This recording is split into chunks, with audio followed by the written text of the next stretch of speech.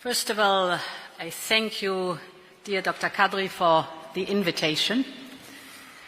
Prime Minister De Wever, Minister President Diependale, dear representatives of European industries and social partners, ladies and gentlemen, it's a pleasure to be back here with you in Antwerp, exactly 1 year after our first meeting. And indeed, last year I came to Antwerp to listen to your worries. And it was a new start for industrial policy in Europe at that time. Since then, we at the Commission held dedicated dialogues with most of your strategic sectors, including a social dialogue just last week. And I must tell you, I'm very grateful for these dialogues because the results have shaped the priorities of my new Commission. And indeed, today we have approved in College the Clean Industrial Deal. And the Clean Industrial Deal, if you look at it, delivers on each and every one of the 10 recommendations in the Antwerp Declaration. So, your central demand was to make a clear business case for Europe. And I'm willing to do that. But before I address the challenges, let me start with a quick view on the strength that we have in Europe. Europe has got talent. We produce 1/4 of all clean tech patents in the world. That is more than both in China and the United States. Europe has a top-class infrastructure and we are investing in it. If you take, for example, the hydrogen sector. Last year, final investment decisions on electrolyzers in Europe have quadrupled compared to the year before. That is the fastest growth worldwide. Europe has a clear roadmap and we stay the course. Last year, our emissions from the energy sector went down by almost 10%, while the consumption of energy went up by 1%. And yes, we are on track to achieve our 55% emission reduction target for 2030.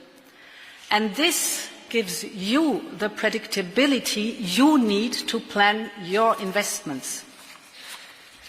At the same time, I know that too many obstacles still stand in your way. And, Prime Minister, you have mentioned some of them. From the high energy prices, indeed structurally too high energy prices, to excessive regulatory burden without any question. We know all too well that production costs have increased, specifically for energy-intensive industries. The demand for clean products has dipped and some investments have moved to other regions, so we must turn the tide. And this is the central goal of the Clean Industrial Deal. We want to cut the ties that still hold you back, so that Europe can not only be a continent of industrial innovation, but also a continent of industrial production. And I want to highlight 4 areas on how we plan to do this. First, we have to, and we want to invest more than ever in innovation, innovation, innovation. It's actually one of the first demands in the Draghi report, close the innovation gap. Europe is a front runner, for example, in the global race for clean tech. Let me give you 3 figures. Here in Europe, we have 30% of all innovative companies in electrolyzer technologies worldwide, 30%. We have 20% for carbon capture and storage, CCUS, and even 40% for wind and heat pump technology. And this is where we can really beat global competition. But I know that too often these companies struggle to grow and bring their solutions into industrial scale. This is where the problem sits. So what do they need? First and foremost, they need access to capital, to finance. And I will not speak about completing a deep and liquid capital market today. This is absolutely for us paramount, the Capital Markets Union. But they also need public investment. As a first step, we will make European financing instruments much stronger. Our Innovation Fund has financed many groundbreaking projects, including here in the port of Antwerp. But we also see that every call that we have in the Innovation Fund is heavily oversubscribed, and we have to turn down many of your good projects. So this has to change. And therefore we will mobilize up to 100 billion euros to establish a new decarbonization bank. We will soon launch new auctions on industrial decarbonization, building on the very successful model that you all know of the hydrogen bank. So the decarbonization bank is the same principle like the hydrogen bank. Important is, this is a market-based system that rewards the most innovative and the most competitive companies. And this is just what we need. We need competition, we need them innovative, but they need access to finance. We will finance them with resources from our emission trading system. The message you gave me last year was loud and clear. You said, this money that comes from the industry should be reinvested into the industry. So that's what we are exactly doing now. So we're coming back to the promise we gave you last year. In addition, we will present a new state aid framework. State aid for decarbonization and clean tech will be approved faster, it will last longer, and it will give you more predictability to speed up the innovation. And let me tell you, I understand very well that it's not only in state aid, only about European competition, but it's about global competition. So we've learned the lesson of the last mandate. We have to change the framework, we have to adapt it, and we have to be faster and more predictable for all of you. There's one innovative sector I want to focus on in particular, and that is circularity. Europe has clearly a first-mover advantage here. 1/3 of all circular technology companies are European, and I know that some of them are present here in the room. And if we look at figures, more than 50% of our steel, iron, zinc or platinum are made from scrap. And this covers more than 25% of European consumption. But we need to go faster and further. For instance, China controls 80% of the global battery recycling capacity. And we still send huge volumes of precious waste back to China. Instead, end-of-life batteries could provide almost 15% of the lithium we need already in 2030, 15%. This is enough to produce 2 million batteries for electric vehicles. So, we need a paradigm shift on circular economy, and to support this movement, we will present a Circular Economy Act. We have to keep critical raw materials waste in Europe and give it new life. And this is not only good for the planet, it also supports our open strategic autonomy.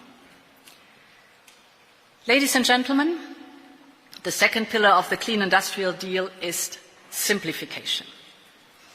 And we are delivering on the promise I gave you last year.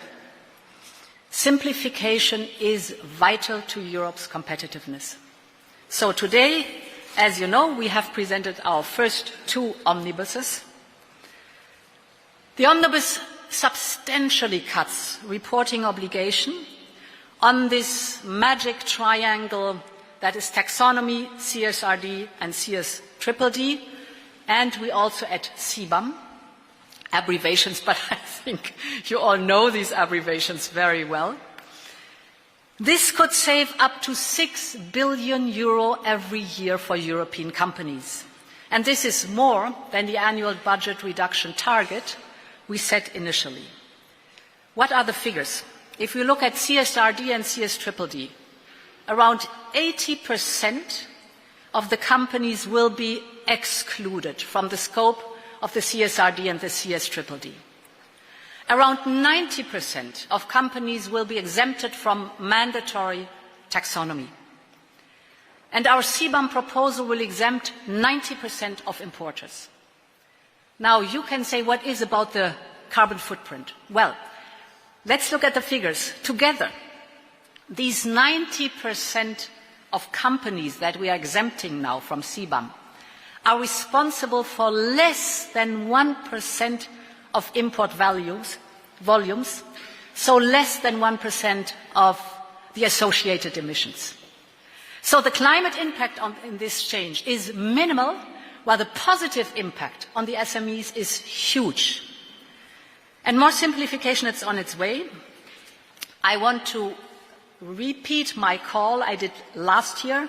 If you come with good suggestions, doable suggestions, we're grateful for that. We want them. And as you see in the first omnibuses, we included already a lot of what you wrote to us. So a fleet of omnibuses will target red tape and administrative burden in a number of areas. But I also want to be very clear. Our climate and social goals do not change, because our commitment to the social market economy is unwavering. The social market economy is the foundation of our European single market. Because the young people would never forgive us if we did not rise to the challenge of global warming. And finally, because you, the industry, you need predictability. In other parts of the world, we are now seeing the impact of political U-turns for investments. We are staying the course towards our decarbonization goals, but on the way towards these goals, we will be adaptable, we will be flexible, we will be pragmatic and technology neutral. And this session here today is the proof already of the beginning of this attitude. The third priority in the Clean Industrial Deal is to bring energy prices down. You all said it, they're structurally too high. Europe's dependence on imported fossil fuels is the main cause of these higher, more volatile energy prices. The more we have to import fossil fuels, the more dependent we are on the global market. So we have to bring these prices down. And of course, we do not start from scratch. Since the launch of the European Green Deal, we have saved 60 billion euros of fossil fuel imports. And how was this possible? Because of the low carbon approach, thanks to cheap, homegrown renewables and as a base load nuclear. But we need more predictable prices than we have today. This is good that we have reduced, but we need much more predictable prices and structurally lower prices. So we need more connections across Europe, more energy offtake and more energy efficiency. And all of this and much, much more is at the heart of the so-called Affordable Energy Action Plan that we also have presented today and that accompanies the Clean Industrial Deal. The Affordable Energy Action Plan is a lot about accelerating the rollout of clean energy and electrification. It is about ensuring well-functioning gas markets. We have sometimes quite strange distortions of the gas markets. And it is about completing interconnections and grids. And actually, earlier this month, I was in Lithuania to celebrate with them their newly won energy independence. Because what have they done? They have finally decoupled the electricity grid from Russia and coupled it to the European Union grid. And for the Baltics, this is not only about energy. This was very deeply about sovereignty. This is vital and this is strategic. And we should do the same on our entire continent, connect our energy systems, upgrade our grids, speed up the permitting. I speak to myself and to all my colleagues in the political functions, speed up the permitting, and make our low-carbon energy available all across Europe. So we will systematically, with this Affordable Energy Action Plan, remove remaining obstacles so that we build a true energy union. Ladies and gentlemen, the last priority that I want to mention of the Clean Industrial Deal, and it is much, much bigger, but you can read it, is to adapt to a harsher global competition. To remain open to the world, that's so important. That has always been the hallmark of the European Union. Seizing the new opportunities that are there and connecting to growth centres. Since taking office last December, the new Commission has been delivering on this commitment. In the first week of December, we finalised a groundbreaking partnership agreement with Mercosur. Before Christmas, we concluded with Switzerland. In January of this year, we concluded trade negotiations with Mexico, and we launched negotiations with Malaysia. And as you said, the College of Commissioners will travel tonight to India, and we are also negotiating a free trade agreement with India. We want with India to strengthen the ties, expand trade with the world's largest democracy. So it's a lot about going around in the world. We have many, many friends in the world that want to do business with us, and my function is to enable this and to ease this business for you with other regions of the world. Europe has been an industrial leader for centuries because we have always managed to ride the wave of change. Our industries have constantly renewed and remodeled by families who passed on their knowledge from one generation to the next, and by disruptors who dare to leave the old path for the new one. So today, we stand again at a watershed moment in our history. And I know that together, we are ready for change, so that the future of industry can continue to be made in Europe.